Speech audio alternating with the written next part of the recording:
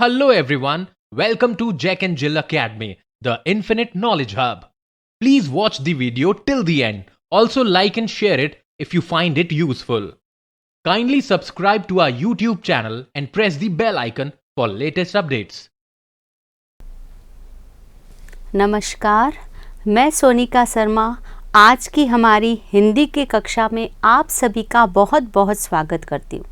प्यारे बच्चों, आज की हिंदी की कक्षा में हम कक्षा 8 की वसंत बुक का पाठ नंबर 1, पाठ संख्या 1 जो कि एक कविता है और उसका नाम है ध्वनि। इस कविता को पढ़ेंगे, इसके भावार्थ को जानेंगे, इसके कठिन शब्दों को हम जानेंगे। तो शुरू करते हैं हम वसंत बुक का पाठ संख्या 1 ध्वनि, जिसके रचयिता कवि है सूर्यकांत त्रिपाठी निराला जी। प्यारे बच्चों, सर्वप्रथम हम जानेंगे इस इतनी सुंदर कविता को लिखने वाले हमारे महान कवि सूर्यकांत त्रिपाठी निराला जी के बारे में। प्यारे बच्चों, सूर्यकांत त्रिपाठी निराला जी का जन्म बंगाल की महिषादल रियासत जिला मेदिनीपुर में 21 फरवरी सन 1896 में हुआ था। वसंत पंचमी पर उनका जन्मदिन मनाने की जो परंपरा है वो 1930 से प्रारंभ हुई है। यानी इनका जो जन्म दिवस है वह भारतीय पंचांग के अनुसार वसंत पंचमी को हुआ था। भारतीय तिथि के अनुसार वसंत पंचमी को हुआ था, तो इसी रूप में इसे मनाया जा रहा है। उनका जन्म मंगलवार को हुआ था। जन्म कुंडली बनाने वाले पंडित के कहने से उनका नाम सूरज कुमार रखा गया। उनके पिता पंडित राम सहाय तिवारी उन्नाव बेसवाड़ा के रहने वाले थे। उनके जो पिताजी थे वह पंडित राम सहाय तिवारी उन्नाव बेसवाड़ा के रहने वाले थे और महिषादल में सिपाही की नौकरी करते थे। वे मूल रूप से उत्तर प्रदेश के उन्नाव जिले के गढ़ाकोल नामक गांव के निवासी थे। तो हमने एक संक्षिप्त परिचय ही जाना है निराला जी का। बढ़ते हैं हम हमारी मुख्य कविता की ओर। प्यारे बच्चों, हमारी कविता का शीर्षक जो है वो है ध्वनि। ध्वनि का अर्थ होता है आवाज। ध्वनि यानी आवाज। अब इस ध्वनि के अंतर्गत निराला जी ने अपनी आवाज यानी अपने बारे में बताया है, अपने मन की आवाज के बारे में बताया है कि वो हमें क्या कहना चाह रहे हैं। एक ध्वनि उन्होंने यहाँ पर छोड़ी है, किस प्रकार की है आइए हम इन पंक्तियों से ही जान सकते हैं। निराला जी हमें कहते हैं कि अभी न होगा मेरा अंत, अभी अभी ही तो आया है, मेरे वन में मृदुल वसंत, अभी न होगा मेरा अंत। इसे गाया भी जा सकता है किस प्रकार, अभी न होगा मेरा अंत, अभी अभी ही तो आया है, मेरे वन में मृदुल वसंत, अभी न होगा मेरा अंत। प्यारे बच्चों, यहाँ पर निराला जी ने अपने मनोभावों को बताया है और वो दो अर्थ में, क्योंकि आप जानते हो निराला जी जो है वो छायावाद के प्रमुख कवियों में से एक कवि थे और छायावादी कविताएं जो है वो अपने साथ दो अर्थ लेकर आती है। एक अर्थ तो यहाँ पर वसंत ऋतु से संबंधित है और दूसरा कवि के जीवन से संबंधित है। अर्थात हम जानते हैं, सर्वप्रथम हम कठिन शब्दों को लेंगे। पहला कठिन शब्द जो है वो है वन। वन का अर्थ होता है जंगल। दूसरा है मृदुल। मृदुल का अर्थ होता है कोमल। और तीसरा जो है वो है अंत। अंत का मतलब समाप्ति। तो पहले मैं कुछ इस कविता का परिचय दे दूं, एक आधार में बना देती हूं जिससे हम आगे की पूरी कविता को समझ पाएंगे। प्यारे बच्चों, यहाँ पर निराला जी ने अपने मन के भावों को बताया है कि जो आलोचक ये मानते हैं कि निराला जी के काव्य रूपी जीवन का अंत होने वाला है, अर्थात अब निराला जी अच्छी कविताएं नहीं लिख पाएंगे। तो ऐसे आलोचकों को, ऐसे विरोधियों को निराला जी प्रत्युत्तर देते हैं और उन्हें ये कहना चाहते हैं कि मेरे काव्य रूपी जीवन का अंत नहीं होगा। क्यों नहीं होगा? क्योंकि अभी अभी मेरे जीवन में वसंत आया है।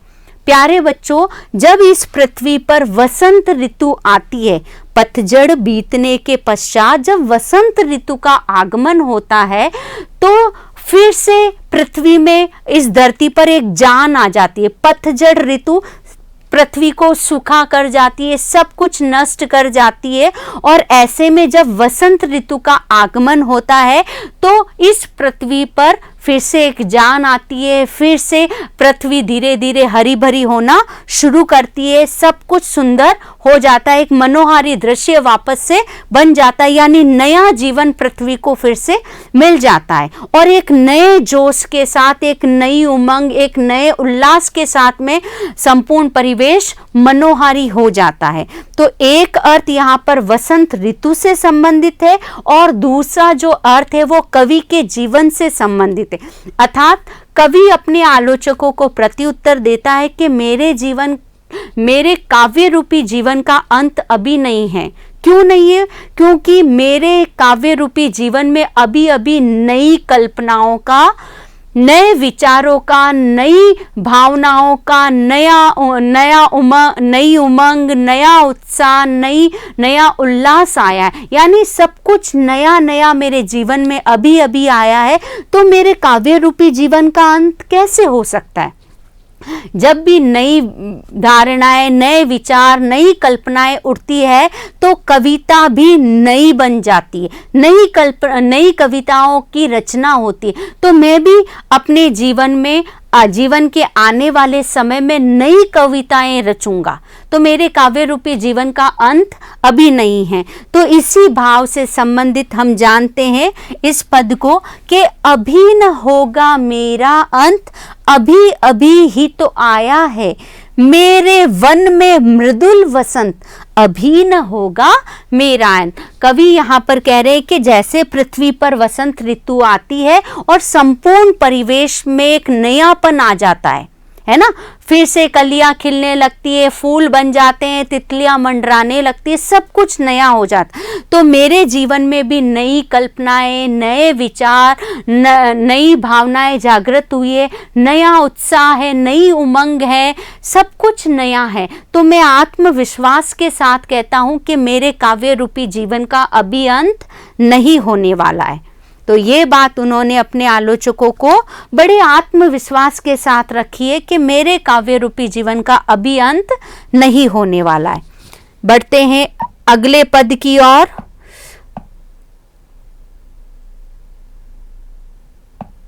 बढ़ते हैं अगले पद की ओर। हरे हरे ये पात, डालिया कलिया कोमल गात, मैं ही अपना स्वप्न मृदुल कर, फेरूंगा निद्रित कलियों पर, जगह एक प्रत्युष मनोहर। बहुत अच्छी भावना यहाँ पर उनकी हमें दिखाई दे रही है। उन्होंने अपने आलोचकों को जवाब दिया आत्मविश्वास के साथ कि मेरे काव्य रूपी जीवन का अंत नहीं होगा। जानते हम अगले पद का भावार्थ भी, उससे पहले हम इसके शब्द अर्थ को जान लेते हैं। हरे हरे ये पात, पात का अर्थ होता है पत्ते, जो कि वसंत ऋतु आने के बाद में पृथ्वी वापस से हरी भरी हो जाती है। डालिया कलिया कोमल गात, कोमल गात का मतलब, कोमल का अर्थ होता है मुलायम, और गात यानी शरीर। जो पेड़ पौधे थे उनके शरीर पर वापस से हरी भरी पत्तियां आ गई है। मैं ही अपना स्वप्न मृदुल कर, फेरूंगा निद्रित कलियों पर। कर का अर्थ होता है प्यारे बच्चों हाथ। उसके बाद में है फेरूंगा निद्रित कलियों पर। निद्रित का अर्थ होता है सोई हुई, जो आलस्य में सोई हुई है, मैं उन्हें भी जगाने का प्रयास करूंगा। जगह एक प्रत्युष मनोहर। प्रत्युष का मतलब होता है प्रातः काल यानी एक नया सवेरा मैं ले आऊंगा उनके जीवन में। और मनोहर का अर्थ होता है सुंदर, मन को हरने वाला, मन को अच्छा लगने वाला। तो जानते हैं हम इसका अब भावार्थ, यानी निराला जी अपने मन की किस ध्वनि की बात, कौन सी आवाज वो यहाँ उठाना चाह रहे हैं अपने आलोचकों के सामने। हरे हरे ये पात, डालिया कलिया कोमल गात। वसंत ऋतु के आगमन पर पृथ्वी पर वापस से कलियां, डालियों पर हरे हरे पत्ते लगने लगे, तो मेरे जीवन में भी नयापन आया है, नई कल्पनाएं, नए विचार, सब कुछ नया नया है, नया उत्साह है, नई उमंग है। तो नए जोश के साथ मैं नई कविता रचूंगा, तो मेरे जीवन का अभी अंत नहीं है। मैं ही अपना स्वप्न मृदुल कर, यानी मैं अपने सपनों को साकार करूंगा, नई कविताएं लिखूंगा और उनके माध्यम से अपने कर को फेरूंगा निद्रित कलियों पर। यहाँ पर ये जो निद्रित कलियां है, ये हमारे समाज की युवा पीढ़ी है। वो युवा पीढ़ी जो आलस्य और असफलता से उदास है और अपने आप को असफल मान लेती है। तो ऐसे आलस्य में डूबे और असफलता से उदास हुए युवाओं को भी मैं पुनः जगाने का प्रयास करूंगा। प्यारे बच्चों, हर एक व्यक्ति के जीवन में कभी सफलता तो कभी असफलता निश्चित रूप से आती है। तो हमें सफलता के समय अति उत्साहित नहीं हो जाना चाहिए, हतोत्साहित नहीं हो जाना चाहिए, और असफलता आने पर हमें उदास भी नहीं होना चाहिए, है ना।